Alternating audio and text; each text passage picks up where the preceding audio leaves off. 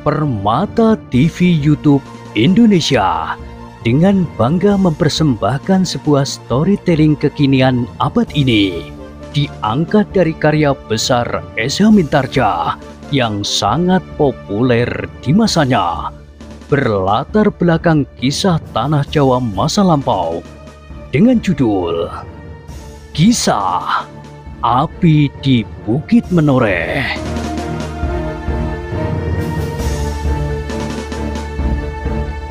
Pada kesempatan yang sangat baik ini, kita masuk pada episode yang ke-603.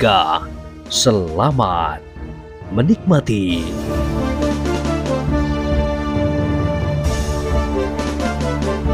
Di akhir kisah sebelumnya disebutkan, orang itu memandang Kiai Gringsing dengan wajah yang tegang.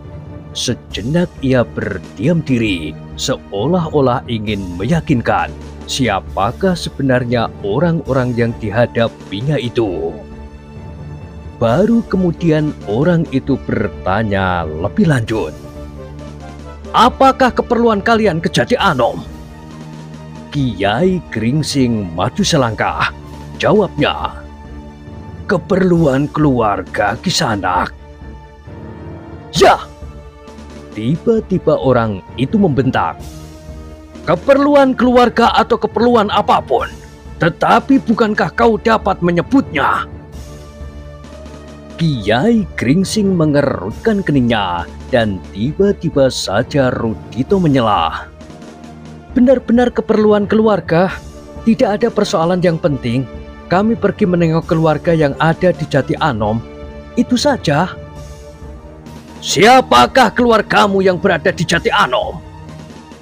Ternyata Rudito pulalah yang lebih dahulu menjawab. Untara, Kakang Untara. Kami baru saja menemui Kakang Untara di Jati Anom. Orang itu menjadi tegang. Lalu katanya, benar kau datang dari kunjunganmu kepada Untara? Kenapa kami harus berbohong? Bukankah tidak ada untungnya jika kami berbohong?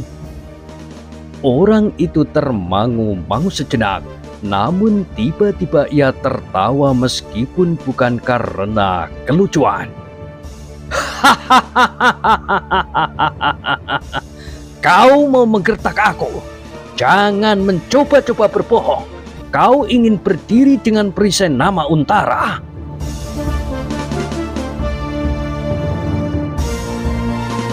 Sebenarnya lah Rudito menjadi heran.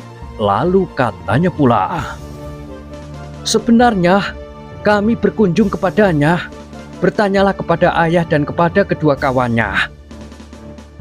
Kau sangka bahwa jika kau berlindung di belakang nama Senopati Cengeng itu, kami menjadi ketakutan dan melepaskan kau begitu saja?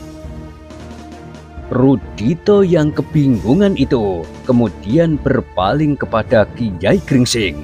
Namun ayahnya lah yang bergumam. Nah, sudah puas kau memberikan keterangan? Oh, Rudito surut selangkah. Maaf, seharusnya ayahlah yang menjawab. Kiwas kita memandang orang itu dengan bimbang. Namun ia pun kemudian berkata, yang dikatakan anakku itu benar Kisanak. Kami baru saja berkunjung kepada Angger Untara. Jika kau bertanya keperluan kami, maka kami sedang membicarakan salah seorang keluarga kami yang segera akan kawin. Maksudmu kau membicarakan masalah perkawinan? Demikianlah Kisanak. Ada dua pasang pengantin yang bakal dipertemukan. Satu di antaranya adalah adik Untara. Orang itu berpikir sejenak, namun kemudian katanya, kau tentu akan membohongi aku pula. Seperti anaknya, ayahnya pun pandai mengelabui orang. Tetapi aku tidak dapat kau kelabui dan kau bohongi. Kiwas kita menarik nafas dalam-dalam, lalu ia pun kemudian bertanya, Kisanak, siapakah sebenarnya Kisanak ini? Dan apakah maksud Kisanak menghentikan kami? Jangan pura-pura bodoh. Kalian akan mencari bantuan kemana? Apakah kalian akan mencoba mencari bantuan ke daerah selatan? Atau barangkali ke daerah Gunung Poko di dekat Prambanan, yang barangkali bersarang segerombolan tikus kawan-kawanmu? Aku tidak mengerti Kisanak. Jangan berpura-pura. Katakan, dari kelompok yang manakah kalian? Aku semakin tidak mengerti. Kelompok apakah yang kalian maksud? Tunjukkan ikat pinggangmu, geram orang itu. Ki Waskita menarik nafas dalam-dalam ketika ia berpaling kepada Kiai Gringsing dan Ki Sumangkar. Mereka pun agaknya telah mengetahui pula bahwa orang-orang itu tentu orang-orang dari Tambaqwedi. Mereka mencurigai bahwa orang-orang yang sedang dianggapnya sebagai musuh utamanya akan mencari bantuan keluar daerah Jati Anom, Budihan, Macanan, Lemah Cengkar, dan sekitarnya. Mereka akan menghubungi kawan-kawan mereka di tempat yang jauh, daerah pegunungan Boko di dekat Kali Opak, atau barangkali di daerah rawa-rawa Jejemberan, di daerah Gunung Gamping jauh ke selatan. Karena itu, agar tidak menimbulkan persoalan yang berlarut-larut, maka Ki Waskita pun kemudian membuka kancing bajunya dan menunjukkan ikat pinggangnya. Ikat pinggang yang selalu dipakainya.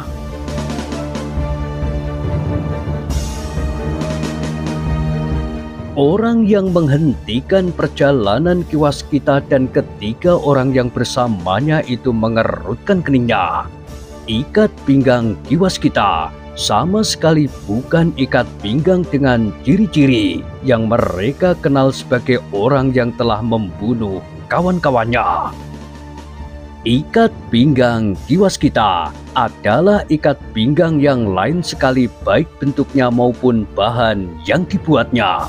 Meskipun ikat pinggang Ki Waskita juga lebar dan terbuat dari kulit, tetapi sebagai orang yang berada, maka ikat pinggang Ki Waskita itu dilengkapi dengan timang yang terbuat dari perak dan beberapa butir permata yang cukup menarik perhatian.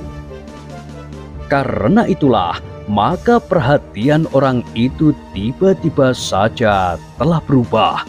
Bukan lagi pada ciri-ciri ikat pinggang itu, tetapi pada timang perak dan beberapa butir permata itu. "Kisanak," berkata orang itu kemudian dengan nada merendah.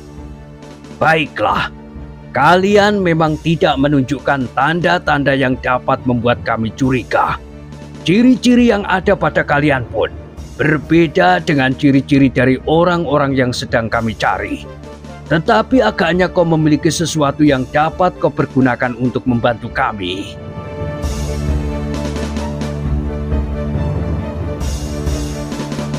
Ki Waskita mengerutkan keningnya. Ia menjadi heran mendengar kata-kata orang-orang yang menghentikannya itu.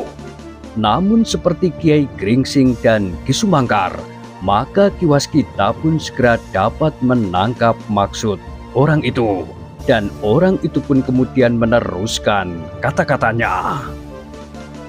"Kisanak, kami adalah petugas-petugas yang memiliki kekuasaan untuk bertindak apa saja yang kami anggap penting, termasuk pengumpulan dana bagi perjuangan kami. Karena itu, barangkali Kisanak tertarik kepada perjuangan kami. Kami mengharap Kisanak bersedia membantu kami." Ki Waskita termangu-mangu, namun kemudian ia bertanya, "Kisanak, sudah barang tentu aku akan bersedia membantu semua usaha yang baik. Tetapi aku belum mengetahui apakah sebenarnya yang kalian perjuangkan itu." "Kebesaran dan kewibawaan negeri ini," jawab orang itu sambil membusungkan dada. Lalu katanya, "Nah, bukankah perjuangan kami merupakan perjuangan yang pantas mendapat dukungan dari setiap orang?" "Aku tidak mengerti Kisanak. Jika demikian, Apakah kalian termasuk prajurit-prajurit Pajang? Persetan dengan prajurit Pajang! Mereka sama sekali tidak mampu mendukung Pajang untuk menjadi suatu negara yang besar dan berwibawa. Aku tidak mengerti. Jika demikian, siapakah Kisanak ini? Kau tidak usah bertanya terlampau jauh tentang diri kami. Kami adalah orang-orang yang mempunyai cita-cita lebih tinggi dari para prajurit Pajang itu. Apakah kalian orang-orang Mataram? Bertanya Ki Waskita tiba-tiba.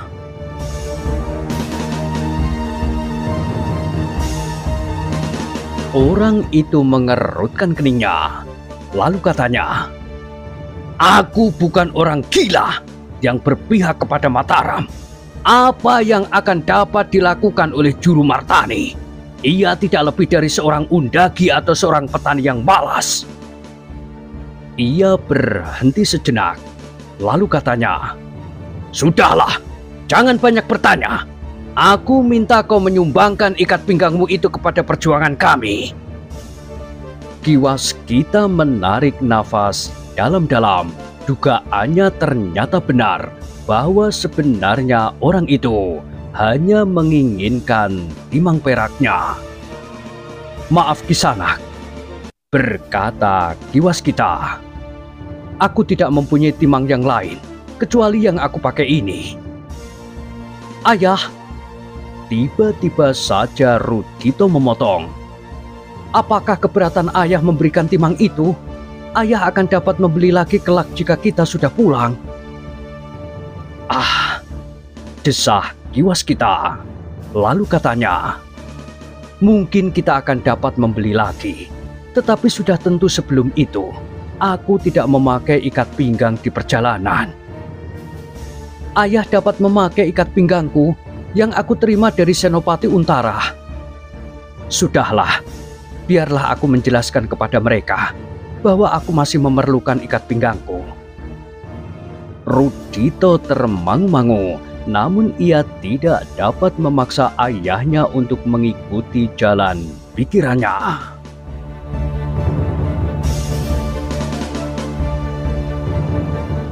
"Ternyata anakmu mempunyai pikiran yang lebih jernih dari kau Kisanak," berkata orang itu.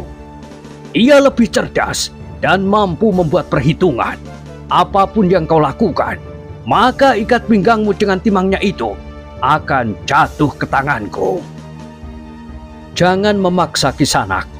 Sudah aku katakan bahwa aku adalah orang Sangkal Putuk yang masih mempunyai sangkut paut dengan Ki Untara. Untara tidak akan berani bertindak terhadap kami, orang-orang yang terkenal sebagai anak buah Kiai Rogo Tunggal."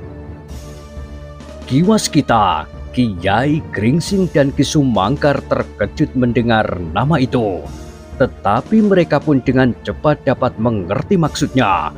Orang-orang yang sudah tentu datang dari Tambak Wadi itu dengan sengaja ingin membenturkan Kiai Rogo Tunggal yang mereka duga telah melakukan pembunuhan terhadap orang-orang Tambak Wadi itu dengan pasukan Pajang di Jati Anom, sebelum mereka sendiri akan melepaskan dendam terhadap orang-orang Kiai Rogo Tunggal itu. "Kisanak," berkata Ki Waskita kemudian, "sangat menyesal bahwa kami terpaksa mempertahankan hak milik kami. Tetapi barangkali kalian mempunyai tanggapan yang salah terhadap Senopati muda di Jati Anom itu. Untara sama sekali tidak gentar menghadapi kelompok-kelompok kecil, apalagi sekecil kelompok Kiai Rogo Tunggal. Sedangkan kelompok yang besar yang baru saja datang dan untuk sementara menetap di Tambak Wadi itu pun, ia tidak segan untuk mengambil tindakan jika perlu." Orang itu mengerutkan keningnya, namun ketika ia akan mengatakan sesuatu, Rudito maju mendekatinya sambil berkata, "Maaf Kisanak, agaknya ayahku tidak ikhlas memberikan miliknya. Karena itu, sebaiknya jangan dipaksa, sebab pemberian yang tidak didasari dengan keikhlasan akan dapat membawa akibat yang kurang baik." "Diam kau!" Tiba-tiba saja orang itu membentak. Tetapi Rudito sama sekali tidak mau diam. Katanya, "Sudahlah, jangan memaksa. Tentu kau akan mendapat ganti yang jauh lebih banyak untuk dana perjuanganmu daripada sekedar timang perak itu. Kisanak, timang itu hanyalah timang perak. Mungkin kelak ada orang lain yang dengan ikhlas memberikan timang emas bermata berlian dan jamrud."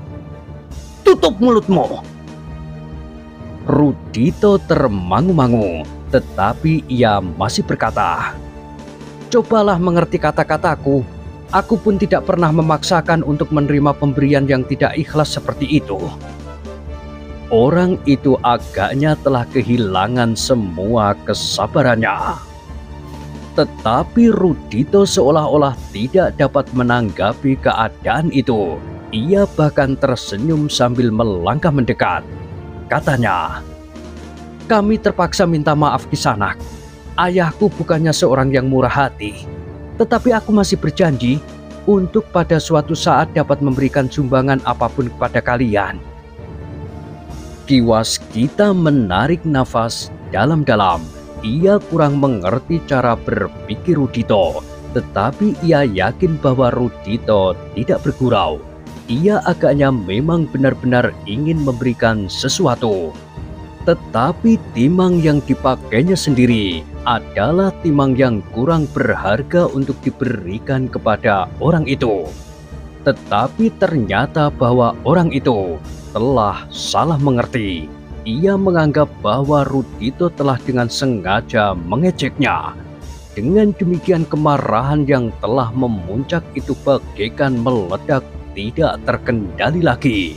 Dengan serta-merta, maka ia pun mengayunkan tangannya, memukul kening Rudito sekuat-kuat tenaganya.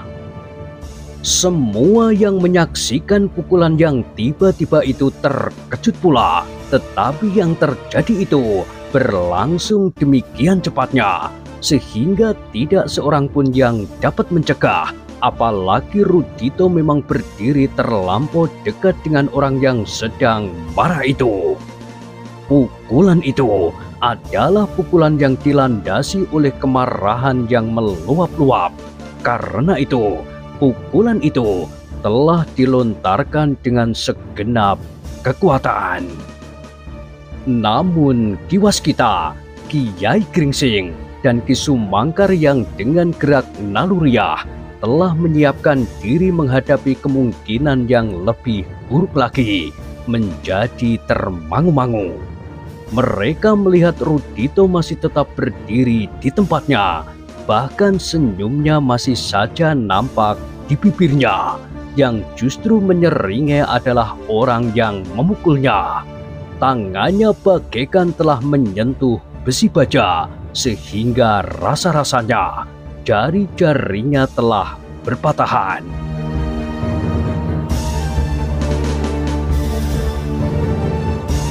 "Kau terlampau cepat marah, Kisanak," berkata Rudito kemudian. "Cobalah kau pikir dengan hati yang bening. Orang yang menghentikan perjalanan sekelompok kecil orang-orang yang akan pergi ke Sangkal Putung itu melangkah surut. Bukan saja orang yang telah memukul Rudito, tetapi kawan-kawannya pun menjadi heran dan berdebar-debar. Mereka mengira bahwa orang yang tidak bersiap-siap menerima pukulan yang dahsyat itu akan terpelanting dan pingsan, bahkan mati. Tetapi ia masih tetap berdiri tegak di tempatnya. "Pukulannya tidak pernah diulang," berkata kawan-kawannya di dalam hati. Tetapi agaknya yang berdiri di hadapannya itu adalah anak iblis, sehingga pukulan mautnya sama sekali tidak berakibat apapun padanya. Ketika Rudito melangkah selangkah maju, orang yang memukulnya itu surut selangkah. "Aku tidak marah," berkata Rudito. "Tetapi aku minta kau memaafkan ayahku kali ini. Agaknya ayahku tidak rela memberikan timangnya yang selalu dipakainya. Tetapi itu pun wajar. Barang-barang yang sudah cukup lama dimiliki dan dipakai, kadang-kadang mempunyai arti tersendiri. Bukan sekedar harga barang itu, tetapi rasa-rasanya sudah merupakan bagian dari dirinya, sehingga agak enggan rasanya untuk berpisah. Orang yang menghentikan Kiwaskita, Rudito dan kedua orang kawannya itu benar-benar menjadi bingung. Mereka tidak mengerti sikap dan kata-kata Rudito. Sikap dan kata-katanya bukanlah sikap orang kebanyakan.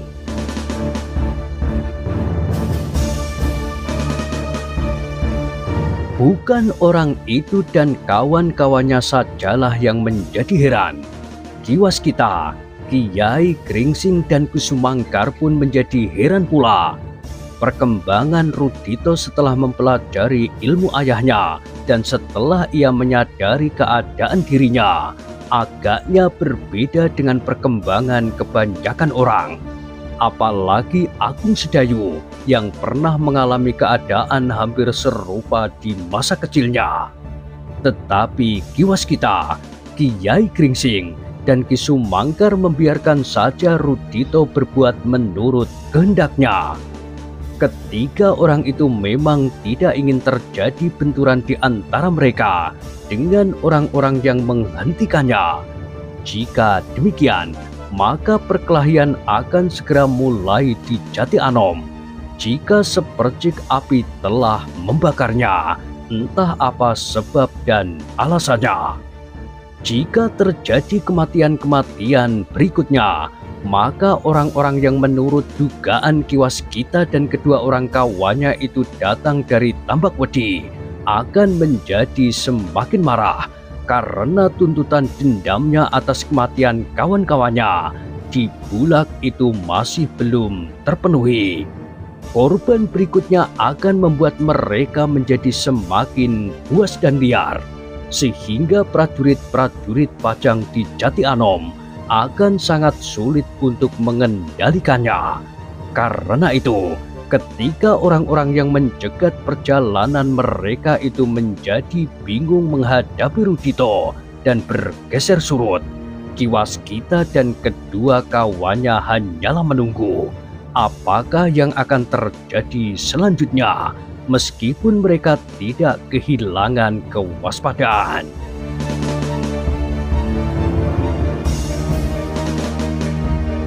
Jika orang-orang itu mempergunakan senjata, maka Rudito harus diselamatkan, berkata Kiwaskita di dalam hatinya, karena ia tahu bahwa Rudito masih belum kebal sama sekali dari senjata tajam. Ia baru berhasil menguasai perasaan sakit dan meningkatkan daya tahan tubuhnya, belum merapatkan jaringan kulit tubuhnya itu. Karena untuk itu diperlukan waktu yang bertahun-tahun, bukan sepekan dua pekan, atau sebulan dua bulan, dan bahkan Kiwaskita sendiri pun masih belum mencapai tingkatan itu pula. Tetapi agaknya benturan kekerasan yang lebih seru tidak terjadi. Orang-orang itu merasa bahwa mereka tidak akan dapat berbuat banyak terhadap keempat orang yang lewat itu. Yang paling muda di antara mereka memiliki daya tahan tubuh yang mengagumkan dan apalagi sifat aneh. Terlebih-lebih ayahnya dan kawan-kawannya itu. Orang yang telah memukul Rudito itu ternyata semakin lama menjadi semakin menjauhinya. Bahkan kemudian ia berkata kepada Kiwaskita, "Baiklah Kisanak, aku dapat mengerti pendapat anakmu. Kau memang orang yang paling kikir yang pernah aku temui. Tetapi seperti yang dikatakan oleh anakmu, bahwa pemberian yang tidak ikhlas akan tidak memberikan manfaat yang baik. Bahkan justru sebaliknya. Karena itu jika memang kau tidak ikhlas memberikan sumbangan bagi perjuanganku untuk membuat negeri ini sejahtera, berjalanlah terus. Aku akan menunggu orang-orang lain yang mengerti bahwa perjuangan kami harus dibantu dengan dana secukupnya. Karena perjuangan kami adalah perjuangan yang mulia bagi Demak dan yang kini di bawah pemerintahan Pajang." Kenapa kau sebut-sebut Demak yang sudah tidak ada lagi Kisanak? Bertanya Kiai Gringsing tiba-tiba. Kami merindukan kebesaran masa lampau, bukan saja Demak, tetapi kejayaan Majapahit harus dipulihkan. Majapahit? Ya, Majapahit yang memiliki daerah yang luas dan memiliki kekuatan yang tiada taranya di belahan bumi ini. Kiai Gringsing mengangguk-anggukkan kepalanya. Katanya kemudian, mudah-mudahan Kisanak. Tetapi sayang bahwa kami tidak dapat membantu lebih banyak daripada sekedar berdoa bagi kalian. Persetan! Potong orang itu menggeram. Pergilah, aku tidak memerlukan doa orang-orang kikir. Kiai Gringsing tidak menjawab lagi. Mereka pun segera meloncat ke punggung kuda dan perlahan-lahan meninggalkan tempat itu. Beberapa pasang mata memperhatikan keempat orang itu dengan seksama. Belum lagi mereka hilang di tikungan ujung hutan yang rindang itu. Orang yang telah memukul Rudito berdesis. Gila, aku tidak mengerti bahwa anak itu tubuhnya sekeras baja. Jari-jariku seakan-akan telah berpatahan dan tidak berarti sama sekali. Mereka adalah keluarga Panglima Prajurit Pajang di Jati Anom. Iya, Senopati Untara. Agaknya mereka pun memiliki kelebihan seperti Untara. Jika mereka kembali lagi ke Jati Anom, mereka tentu akan menceritakan bahwa kita berada di daerah ini. Tidak apa-apa, aku menyebut kelompok ini sebagai kelompok orang-orang yang berada di bawah pengaruh Ki Rogo Tunggal. Jika Untara marah, ia akan marah kepada Kiai Rogo Tunggal. Apakah orang-orang itu percaya? Tentu, mereka belum mengenal kita. Kawan-kawannya tidak menyahut. Sejenak mereka memandang debu yang terhambur oleh kaki-kaki kuda yang berlari semakin kencang, dan yang sejenak kemudian hilang di ujung hutan rindang itu. Kita harus bersembunyi lagi. Kita akan menghentikan orang-orang berikutnya yang kita curigai, berkata orang yang telah memukul Rudito. Demikianlah, beberapa orang itu pun memasuki hutan rindang itu kembali. Mereka menunggu orang-orang berikutnya. Mereka ingin menemukan satu atau dua orang yang mereka anggap dapat memberikan banyak petunjuk tentang keadaan kelompok-kelompok penjahat yang ada di lereng Gunung Merapi, serta mengawasi kemungkinan mereka mencari bantuan keluar dari Jati Anom dan sekitarnya.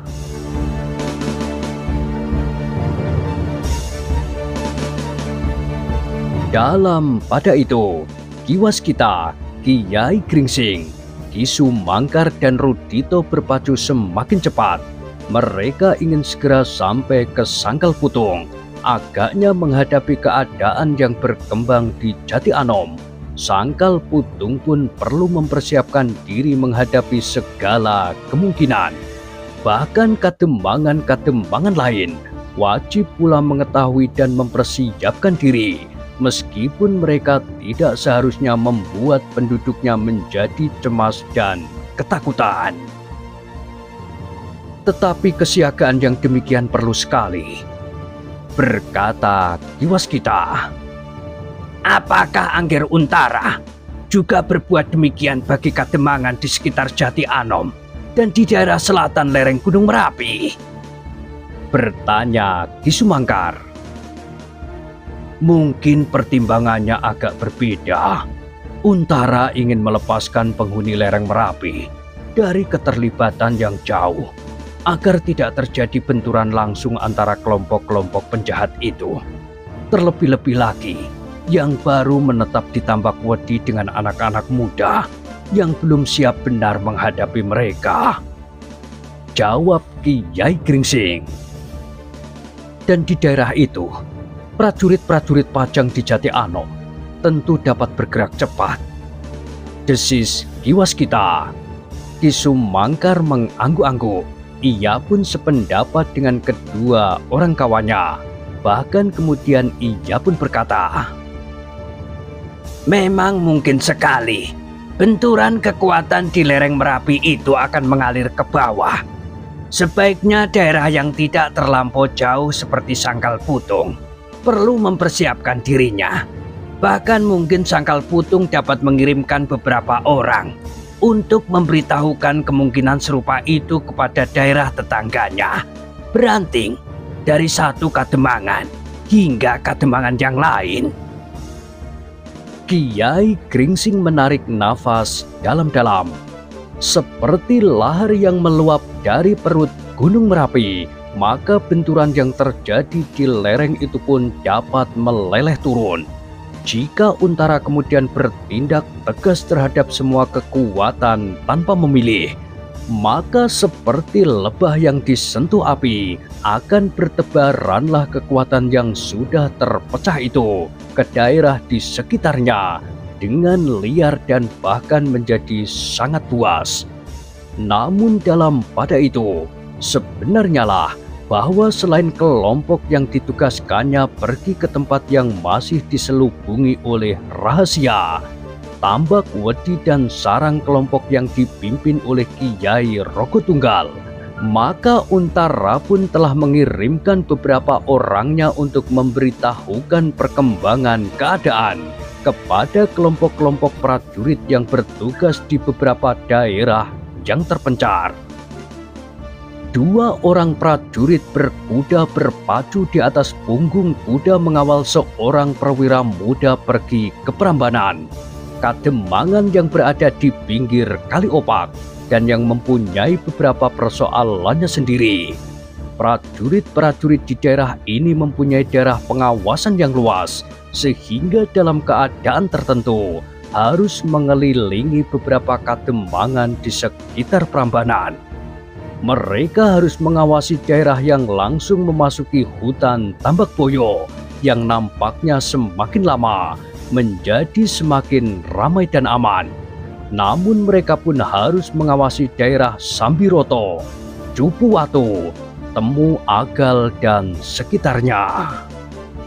Perwira muda yang dikawal oleh dua orang prajurit itu mengambil jalan memintas melalui lereng Gunung Merapi, lewat di padukuhan yang menjadi agak ramai karena sebatang pohon moncowarno, kemudian turun ke selatan. "Kita akan berada di Prambanan untuk beberapa waktu," berkata perwira muda itu sambil berpacu. "Mudah-mudahan tidak terjadi sesuatu," sahut salah seorang pengawalnya. "Mudah-mudahan, tetapi prajurit-prajurit Pajang di Prambanan harus bersiaga, meskipun tidak perlu membuat penduduknya menjadi gelisah.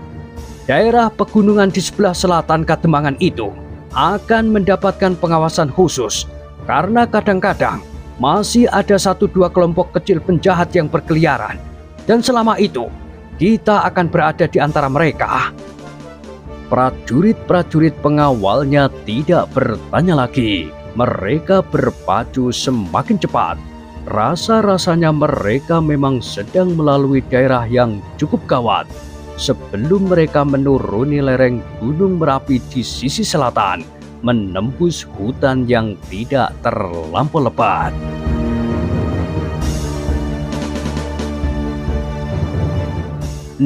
Nah, bagaimanakah kisah selanjutnya? Silahkan ikuti terus kisah Api di Bukit Menoreh pada kesempatan berikutnya. Sampai jumpa.